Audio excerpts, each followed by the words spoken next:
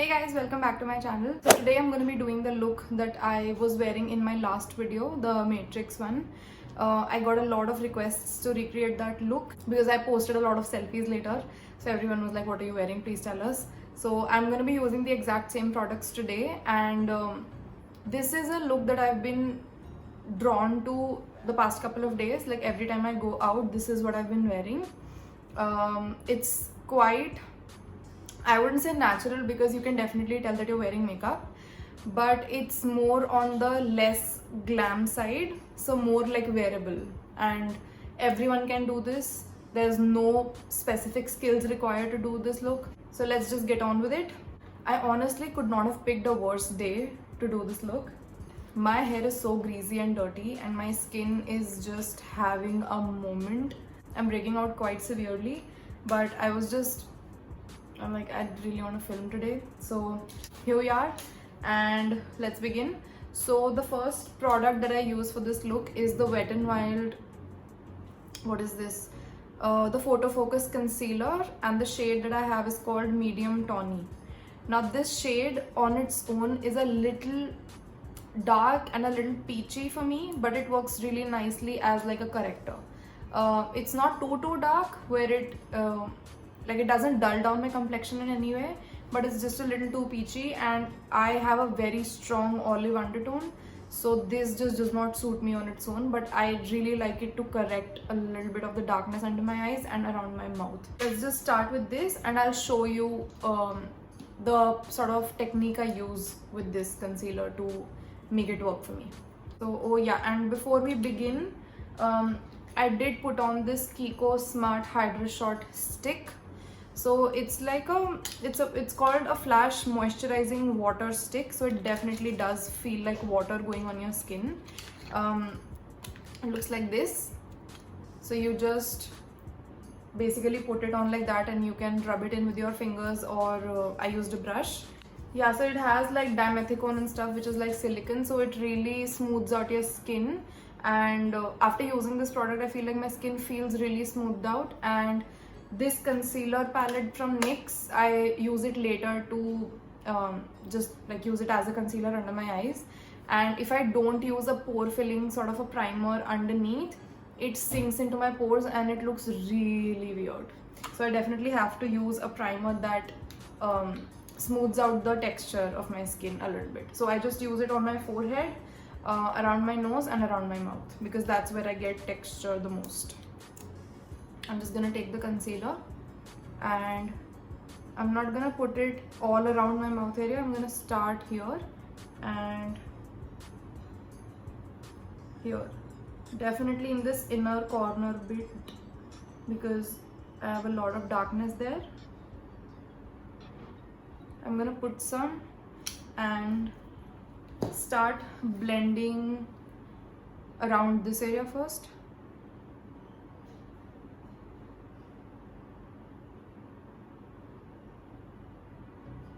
So I don't really intend on keeping the coverage from this product. It doesn't have a lot of coverage to begin with.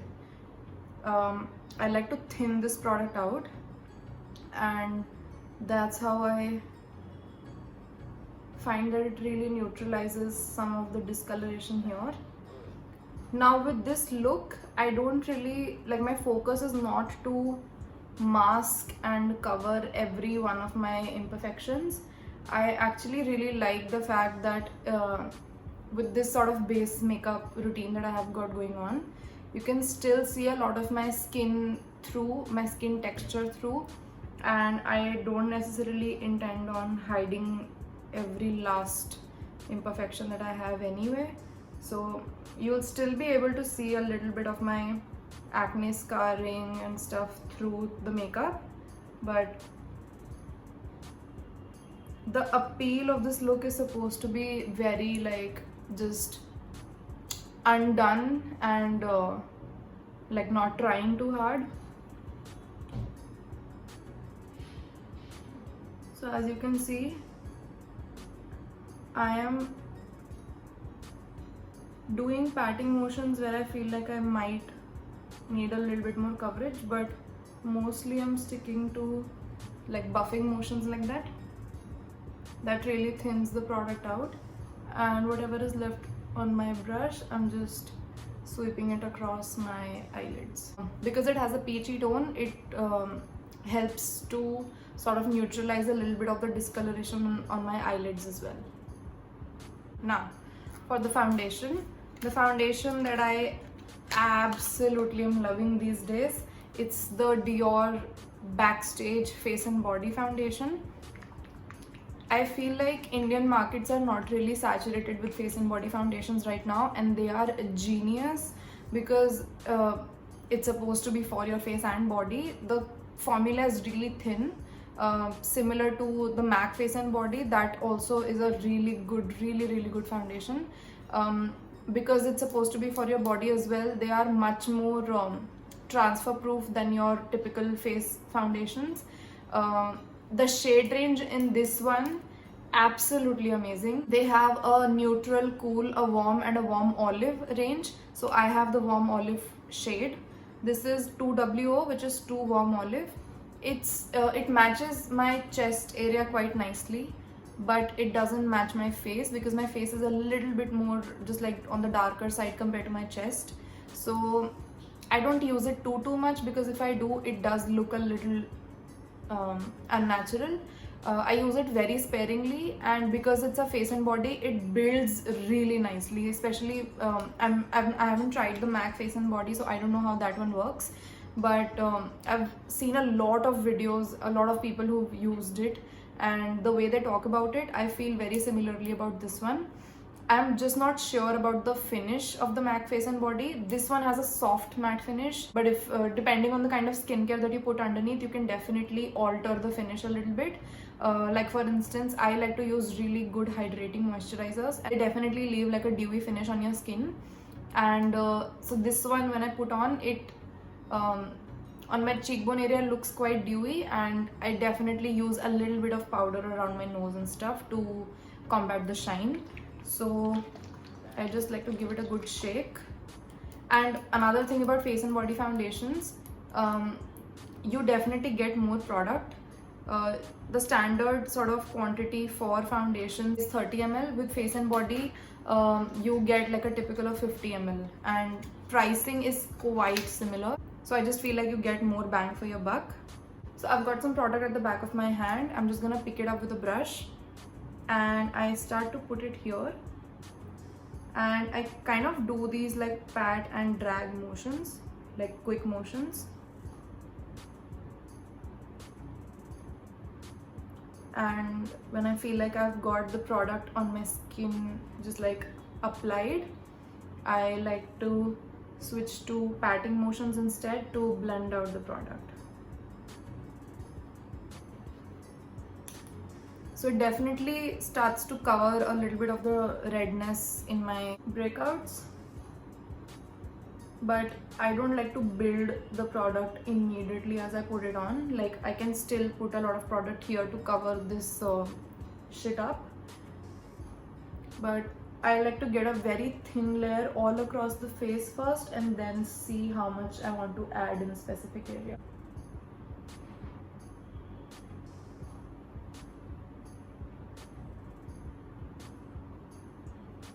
So quickly, I've just built on a little bit more with the foundation to get rid of some of the redness, and this is where I like to leave it. I don't build this foundation up more than this. That's just what I'm comfortable with. You can definitely add more if you want to. And very quickly, I've just also done my eyebrows. There is nothing natural about this situation right now, but we're just gonna move on because I don't have it in me to redo any of that anymore. Now what I do is take my concealer palette and some just concealer blending brushes, and I just take some of the shade that I use for concealing, and I use it in this sort of an area. So like under my eyes and just like around that length of my nose. And what I do is I mix in a little bit of this yellow corrector thingy with it. So what that does is it brightens up a little bit the initial sort of product that I've put down. So this concealer shade matches me quite nicely, but when you mix it in a little bit of this, it makes it a little bit more just like brighter.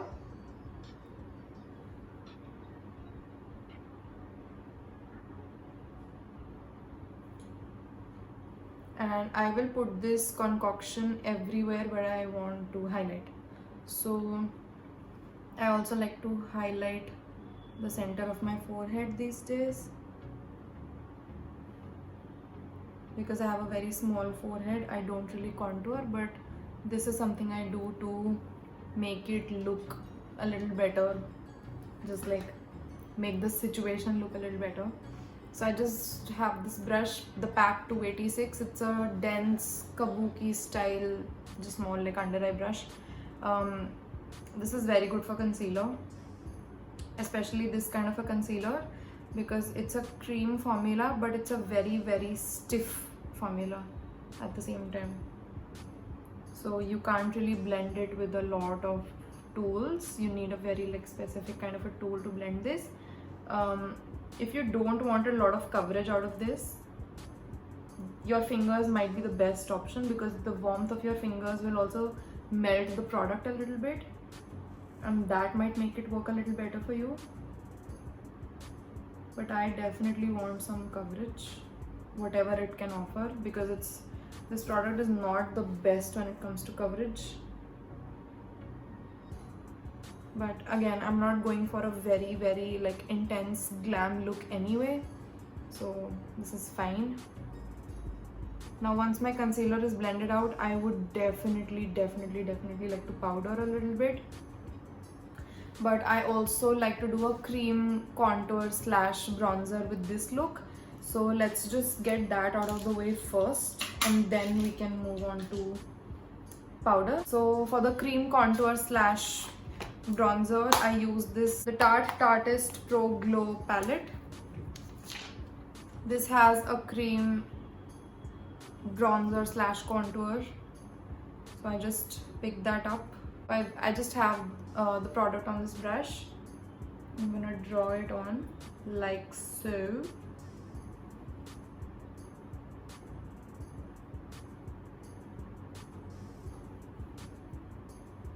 I'm just gonna use it around the bridge of my nose as well to contour it a little bit.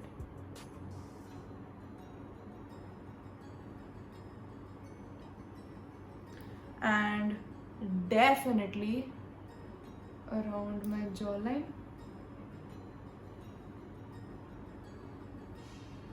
So I don't contour under my jawline, I contour just along it to actually define it, because if I did it under the contour, it would just enhance this bit of extra fat here.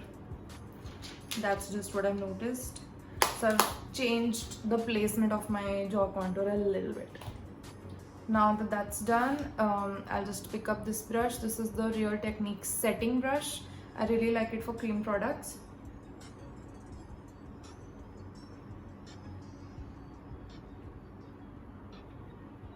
And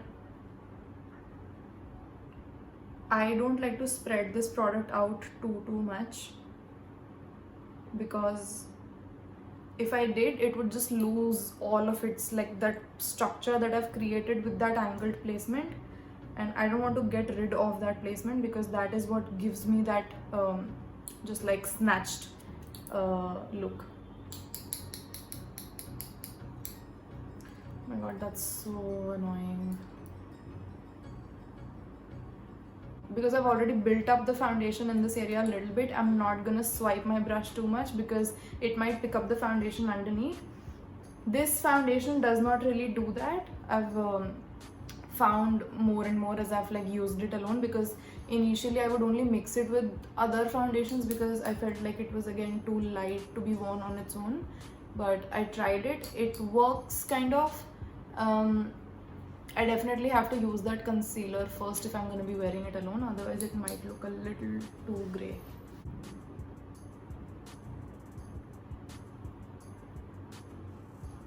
And with contours, always better to blend up. Let's just do the nose bit now. I'm just gonna use this brush for that. This is the names all rubbed off. This is definitely from Real Techniques. The packaging looks like that. And quickly gonna do my nose contour. So I'm placing my brush along the edge of the placement of the product and I'm blending it down. Now that all our creams are done, let's just quickly powder our faces a little bit before we move on to the easiest steps of this makeup look.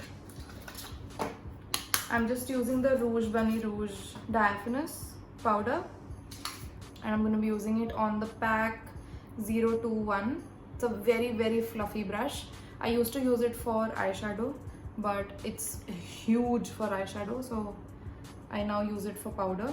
You can use any powder, doesn't really matter. I'm gonna start at the sides of my nose.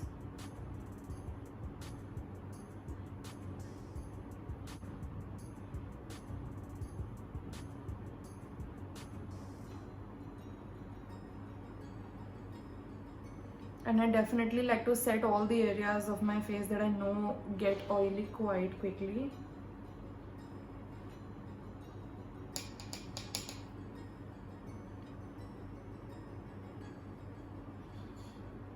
For my eyes, I actually love to use all kinds of products. I have been known to even use liquid lipstick on my eyes. A lot of people do that. It's not like a new technique, but I'm just gonna show you what I do. So this is the Smashbox Always On Liquid Lipstick in the shade Deep Thoughts. I have the shades Deep Thought and Stepping Out from Smashbox. Both of them I bought because I thought they would suit me as like a nude lipstick. They look horrible on me on their own. I have to mix them with something else all the time. But Deep Thoughts, I just once wore it on my eyes for my birthday last year and I fell in love. I just have a very weird olive undertone, so not a lot of colors look the same on me as they do on other people. So I really have to like experiment with products that don't really work for me the way they're intended to be used. On a lot of people, Deep Thoughts looks like a deep brown shade. On me it just looks gray. It's just like a weird thing. So I use it on my eyes instead. I use it as like a one and done eyeshadow look, and it's deep enough that it makes it look nice and smoky, but it's not deep enough where it looks like way too intense. So I like to also work in sections because this is a liquid lipstick and it can dry out really quickly, so I definitely do one eye at a time. So I put on a very little amount first, and to blend this out I like to use a synthetic brush. A dense synthetic brush would be really nice, and I just start to smudge and spread this out. Once it spreads out, the real tone of the lipstick starts to come through, and that's when I start to blend it into my crease area, and I give it that sort of placement that I like with my other eye makeup looks as well. So I'll just spread this along this sort of like area a little bit. So this is like one layer. I'm not sure if you can see how exactly blown out and beautiful it looks. Now if you're wearing it for like a daytime appropriate look, you don't have to use the specific color. Obviously, if you don't have this one, you can use any other brown liquid lipstick. Just make sure that it's not the kind that is extremely drying. Smashbox has really good like liquid lipstick formulas. This Always On one, the matte finish is amazing. So I know because it's so comfortable on the lips, I can use it on my eyes as well. Don't use something that feels really just like dry and cracked on your lips. Not a good idea to do that. Now this much is enough for me for like a daytime look. So that's the same thing I'm gonna do on the other eye as well.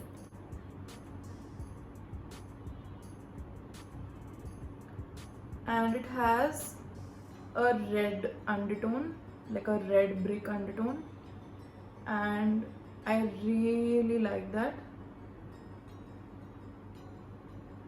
It complements my skin tone and my eye color really nicely.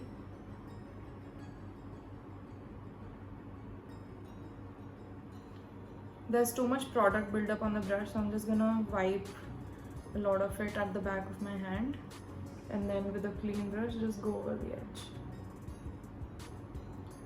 So I never really highlight my brow bone ever. If I feel like my blending's gone a little too high, I might take like a skin tone eyeshadow just to clean up this area a little bit, but I never actually highlight my brow bone with the intention of highlighting my brow bone. But because this is like a one shade look, it's really nice. It looks really nice if you do that, because it creates that sort of gradient. So it's not gonna blend from that color to your skin tone, it's gonna blend from this color to your skin tone in this area to a little bit lighter of a shade. So it looks like you've put in effort. It looks quite nicely blended, and I really like that look. And you can definitely leave this here, but I like to go underneath as well. So I use the tip of the applicator to put some product under my eyes, and I'm going to use the same brush because it's quite stiff and it's got like a pinched ferrule, so I can use it in that elongated way under my eyes.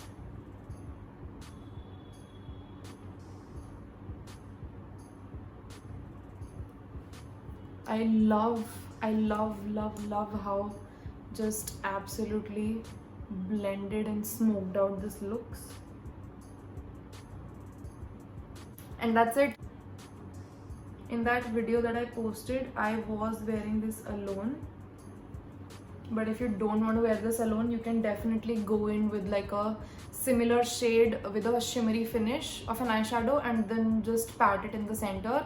It's gonna look like a complete eyeshadow look. And to finish off the eyes, I will definitely curl my lashes and put on some mascara. Now if you want to make this look even smokier than it is right now, you can definitely take like a darker eyeliner, maybe like a brown or a black, and smudge it around the perimeter of your eye, or actually build on the color with the liquid lipstick itself. Just layer the same amount one more time and then blend it out in a very similar way, and it's gonna intensify the color and make it look even smokier. And then you can do the liner thing maybe. And if you're gonna be calling it a proper like smoky eye, definitely wear some sort of deep eyeliner on the entire waterline, so like the entire rim of your eye, upper and lower. This is the Bad Girl Bang mascara from Benefit. This is the washable variant, and I'm putting this one on because I actually have nowhere to be. I'm gonna be at home and I don't want to wear waterproof mascara and make my life harder when time comes to remove this makeup.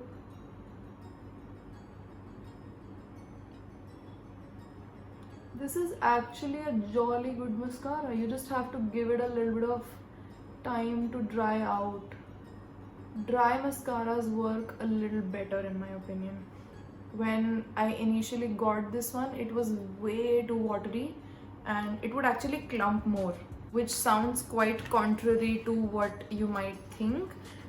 Watery mascaras, like if it's too watery, it might start getting clumpy quite quickly. Dry mascaras take a little bit of while. You really need to layer it on in order to make it look clumpy. But why would you do that, you know? Just dry mascaras work better in general in my opinion. That's all I'm trying to say. And I am now going to do my lips. Now for lips, I have started overlining my lips a little bit. I'll show you what I do for that. So I use the K-Beauty Matte Action Lip Liner in the shade Fame. This is a good shade considering it's a deep brown with probably like a neutral undertone. It's a similar tone to this edge I have to my lips naturally, but it's just a little bit deeper. So it really helps to create that, again, like sharp edge right where this vermilion border is. So like I'll show you how I overline my lips. If you look straight, it looks like this line curves underneath. I straighten this out so it looks bigger than it is. I'll just show you what I am talking about because I'm not very good at explaining this right now.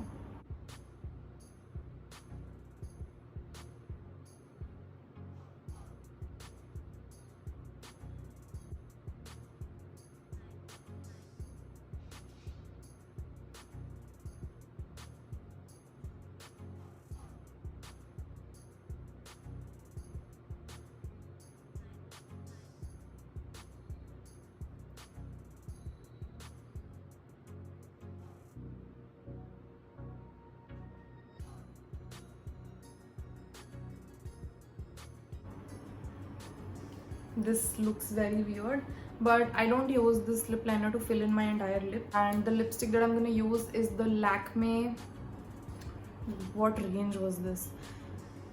Oh my god, the Lakme Absolute Matte Revolution lipstick in the shade Morning Coffee. It's that soft nude that I featured in my last nudes video. So I don't put it very like intensely all over my lips. I put it once and press my lips together.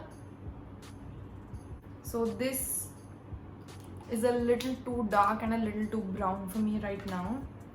I might go over it with like a lighter lip liner, but it is also a little too brown. I have the Nykaa Mattelicious lip crayon in the shade Jade Rose with me. It's a lot more pink. I'm just gonna dab it on a little bit to bring some pink tone in the look.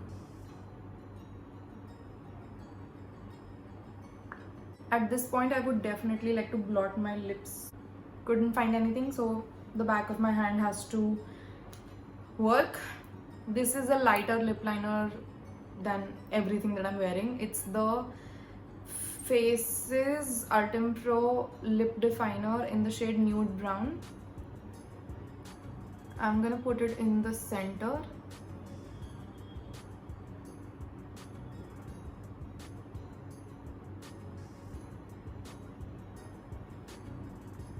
Actually, I really like the color that's coming out of it, so I'm gonna put it all over my lips. Love that color. Now you can either leave it at that, you can add a cream highlight if you want to. I don't have a good cream highlight with me right now. I brought the Becca one, so I'm just gonna put this one on with the PAC 210. This is a weird choice for a highlighting brush, but let's just see how it works. If it doesn't work nicely, I'll switch to some other brush. I don't know, I just wanted to pick this one up today.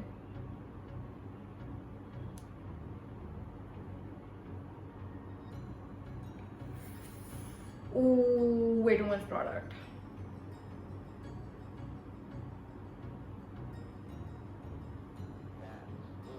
Beautiful highlight though. I honestly like Champagne Pop never fails me.